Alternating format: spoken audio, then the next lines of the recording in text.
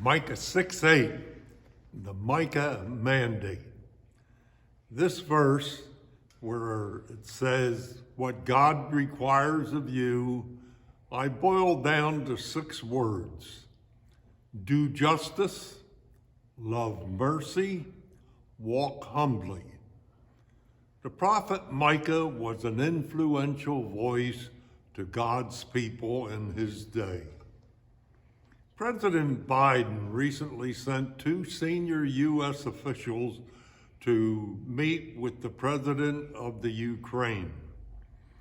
I think it appropriate in this weekly word to hear what former President Theodore Roosevelt had to say at the start of World War I, which to me has relevance to what is happening in Ukraine today. He was no longer president, but the people in America and its soldiers still respected him.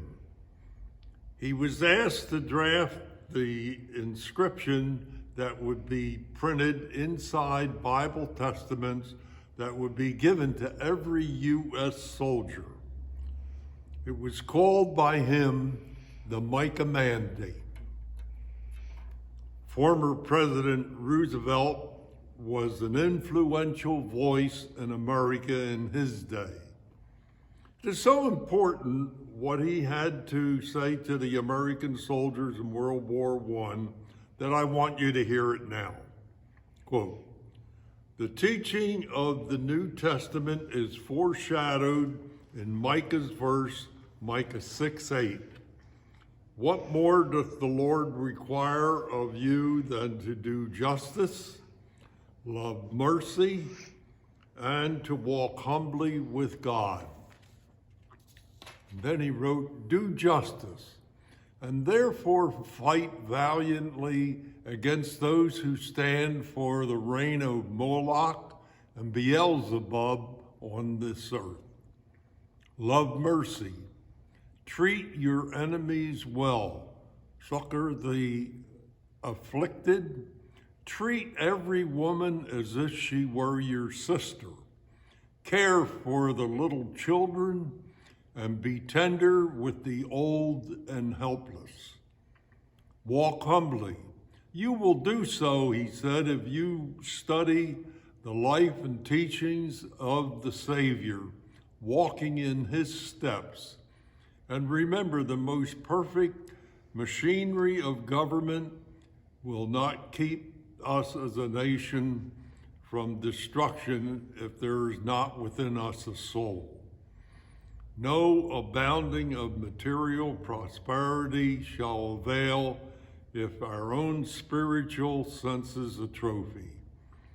The foes of our own household will surely prevail against us, unless there be in our people an inner life which gives us an outward expression in mobility like unto the that preached by the seers and the prophets of God. When the grandeur that was Greece and the glory that was Rome still lay in the future." The former president mentioned Moloch, who has been used in reference to a person or thing who demands or requires costly sacrifice.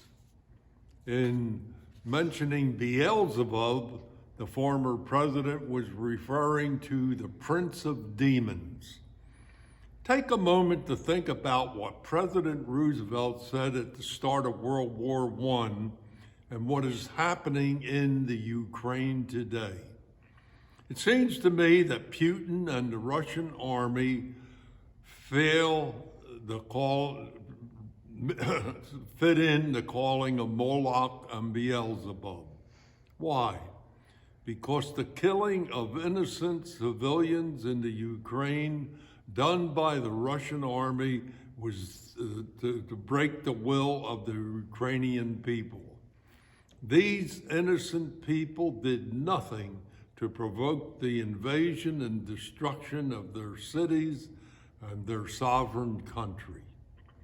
Former President Theodore Roosevelt used Micah 6:8 because that verse boiled down an important commitment in the Old Testament that could be remembered by the troops of the American Army. We too should remember that verse which says, "Do justice, love mercy, walk humbly." I close this weekly word by having you think about Micah 6:8 in these terms. Identity. Who am I? Value. Do I matter? Purpose. Why am I here? Influence. Can I make a difference? Take the time to answer those questions. In my next weekly word, I shall also talk more about the Micah mandate, including a testimony from an inmate in the Fairfax jail. You need to hear his story. He was able to answer those 4 questions which I just gave to you. God bless you and have a good week.